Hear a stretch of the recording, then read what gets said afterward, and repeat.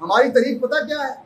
हमारे पास जो कुरान हदीस पहुंचा है ना जी, तो कुरान की जिम्मेदारी तो अल्लाह ने ली ना, लेकिन इसके बावजूद कुरान साहबा ने जब जमा किया तो इस पर बड़ा सख्त शर्तें रखी गई थी। हदीस पाक की हमारी कैसे किस तरह हमारे काबा ने जमा की हैं? हदीस पाक जमा करते हुए म्यार रखे गए कुछ।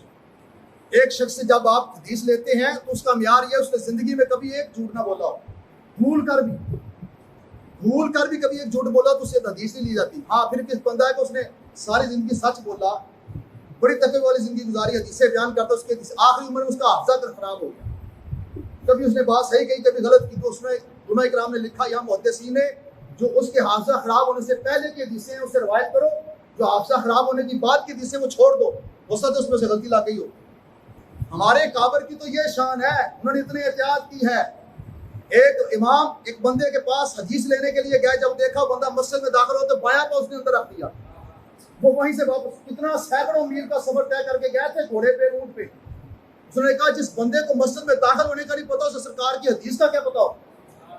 हमारा म्यार ये है और तुम्हारा म्यार ये है कि इमरान ने दुनिया का कोई झूठ ऐसा नहीं जो ना बोला हो।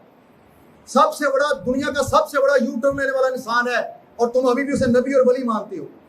तुम्हारे ईमान के इमरान की सोच मुबारक और हमें मदीने वाले की सोच मुबारक।